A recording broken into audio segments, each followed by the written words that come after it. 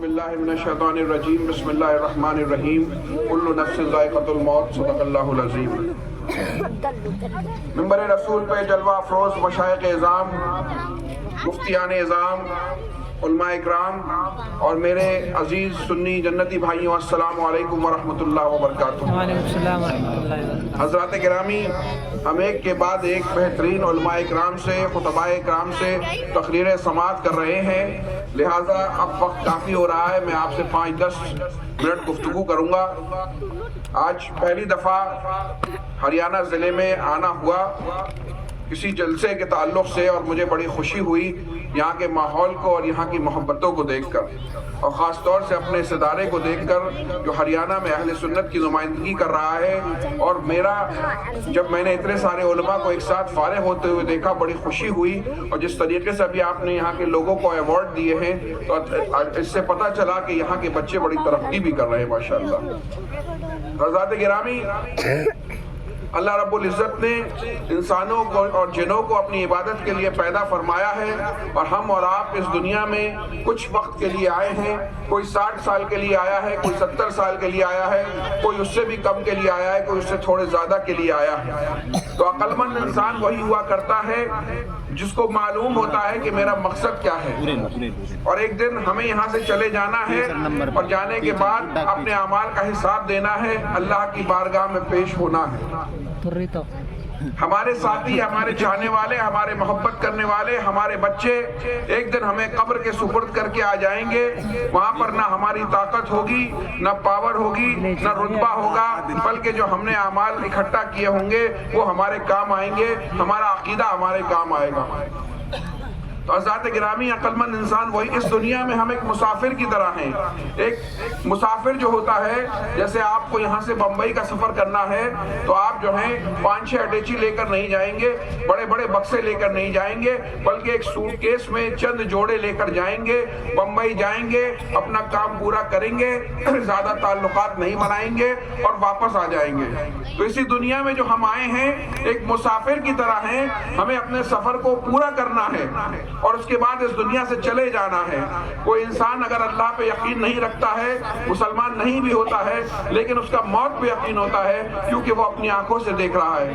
اعلیٰ حضرت کیا فرماتے ہیں کہ ہائے غافل وہ کیا جگہ ہے جہاں 5 جاتے ہیں 4 پھرتے ہیں۔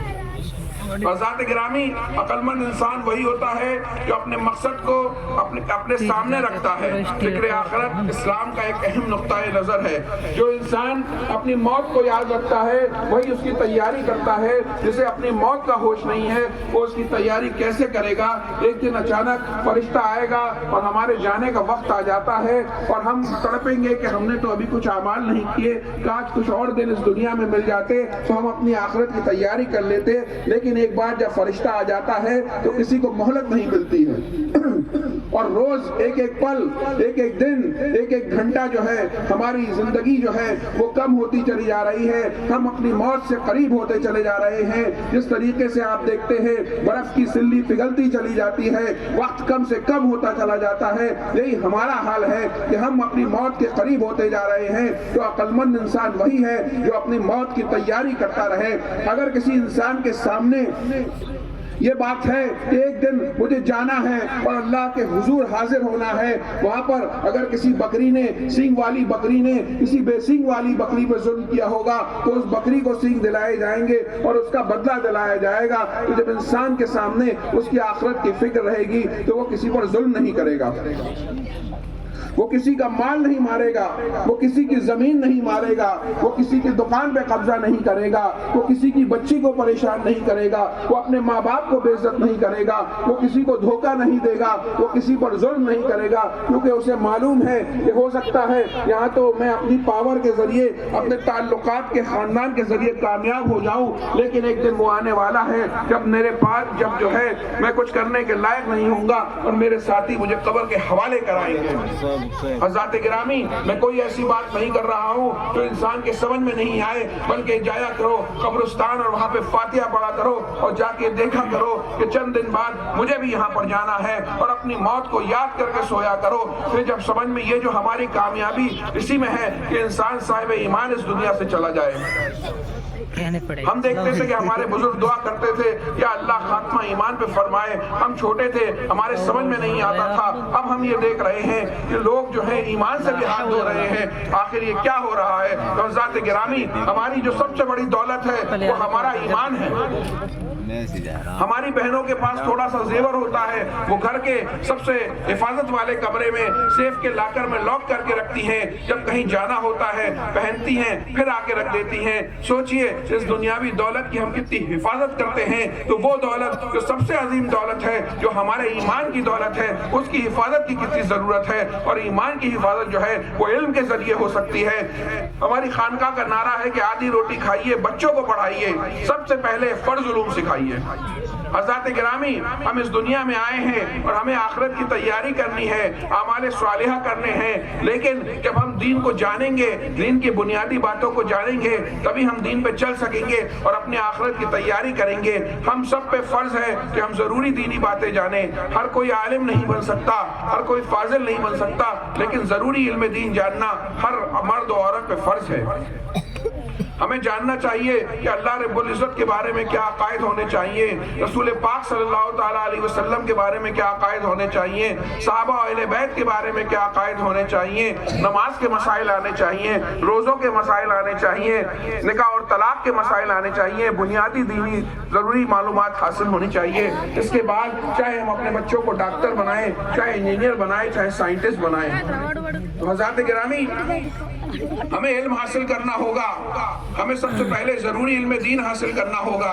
اس کے بعد ہمیں علم دنیا میں بھی اپنے بچوں کو مضبوط بنانا ہوگا. جو بھی ہماری حیثیت ہے اس حساب سے ہم اپنے بچے کو بہترین سے بہترین اسکول میں بھیجیں اور اس کی بہترین تعلیم و تربیت کریں, تاکہ اس زمانے میں ہمارا بچہ ایک مضبوط انسان ہو کے کھڑا ہو سکے. ہمیں اچھے ڈاکٹر کی بھی ضرورت ہے, ہمیں اچھے ٹیچر کی بھی ضرورت ہے, ہمیں اچھے وکیل کی بھی ضرورت ہے, ہمیں اچھے انجینئر کی بھی ضرورت ہے. وہی قوم ترقی کرتی ہے جس کے پاس اچھے اچھے افراد ہوا کرتے ہیں. اور یہ دنیا میں بھی ہمارا حق ہے, ہمیں اسے بھی حاصل کرنا ہے.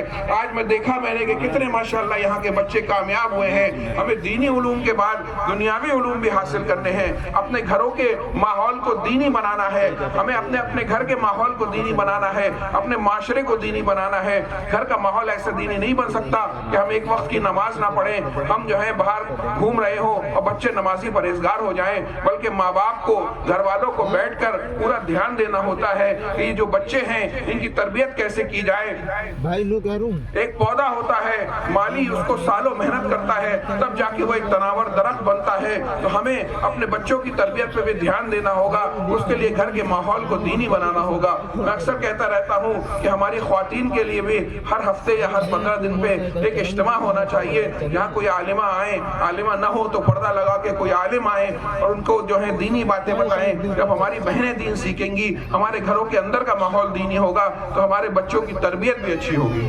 ذات گرامی, ہمیں علم دین حاصل کرنا ہے, اپنے بچوں کو علم دنیا میں مضبوط بنانا ہے, بچوں کی اچھی تربیت کرنی ہے, گھر کے ماحول کو دینی بنانا ہے اور ظلم کرنے سے بچنا ہے. آج اگر ہم ظلم کرنے سے بچیں گے تو اللہ رب العزت دوسروں کو بھی ہم پہ ظلم نہیں کرنے دے گا. آج ہم اپنے سماج میں آپس میں دیکھیں ہم ایک دوسرے پر کتنا ظلم کر رہے ہیں. ہمیں شریعت کے دامن کو مضبوطی سے پکڑ کے رکھنا ہے. اور یہ جو مساجد ہیں اور مدارس ہیں, یہ مدارس یہ کسی بھی قوم کی ریڑھ کی ہڈی کی طرح ہوا کرتے ہیں. آپ دیکھیے, اگر کوئی پہلوان ہے, اس کی ریڑھ کی ہڈی میں چوٹ لگ جائے, وہ پلنگ سے آ کے لگ جاتا ہے. تو یہ جو مدارس ہیں یہ قوم کی ریڑھ کی ہڈی ہوا کرتے ہیں. اگر کہیں پہ مدارس ختم ہو جائیں یا کمزور ہو جائیں تو وہ قوم کمزور ہو جایا کرتی ہے. الحمدللہ آپ کے علاقے میں بہت اچھا مدرسہ ہے, آپ خود بھی اس سے جڑیے, اپنے بچوں کو بھی جوڑیے اور اپنے مدارس کو مضبوط کرنے کی کوشش کیجیے. صرف علماء اکرام کی ذمہ داری نہیں ہے کہ وہ قوم کی حفاظت کریں, قوم کی جو ہے حفاظت قیادت کریں, بلکہ پبلک کی بھی ذمہ داری ہے کہ وہ اپنے مدارس کو مضبوط بنائیں. وہ یہ دیکھیں کہ مدرسوں میں تنخواہوں کا انتظام ہے کہ نہیں ہے, بچوں کے کھانے کا انتظام ہے کہ نہیں ہے, بلڈنگ کا انتظام ہے کہ نہیں ہے, گرم پانی کا انتظام ہے کہ نہیں ہے.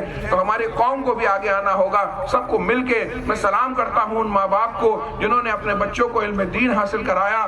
بہت مشکل ہوتا ہے, بہت سے بچے جو ہیں حفظ کی دنیا میں قدم رکھتے ہیں, لیکن چند بچے ہیں جو حفظ پورا کر پاتے ہیں. وہ بہت محنت کرنی پڑتی ہے, صبح سے شام تک استاد محنت کرتا ہے، بچے محنت کرتے ہیں، ماں باپ قربانی دیتے ہیں، تب جا کے بچہ جو ہے حافظ یا عالم بن جایا کرتا ہے۔ اور میرے بچوں، تمہارے دل میں جو یہ عظیم دولت اللہ نے تمہیں دی ہے، محفوظ کر لی ہے، اس دولت کو بچا کے رکھنا بھی ایک اہم ذمہ داری ہے۔ بہت سے بدقسمت ہوتے ہیں جو قرآن حفظ تو کر لیتے ہیں لیکن بھول جایا کرتے ہیں۔ جب تم روز پڑھو گے تو انشاءاللہ یہ محفوظ رہے گا، اور اس قرآن کو سینے میں اپنی قبروں میں لے کے ہمیں جانا ہے۔ ایک بار میں پھر آپ سب کو مبارکباد دیتا ہوں اس بہترین جلسے کے لیے، اس بہترین ادارے کے لیے، اور اتنے سارے بچوں کو فارغ کرنے کے لیے۔ کوئی غلطی ہو اللہ معاف فرمائے۔ استغفر اللہ ربی من کل ذنب و اتوب الیہ۔ السلام علیکم ورحمۃ اللہ وبرکاتہ۔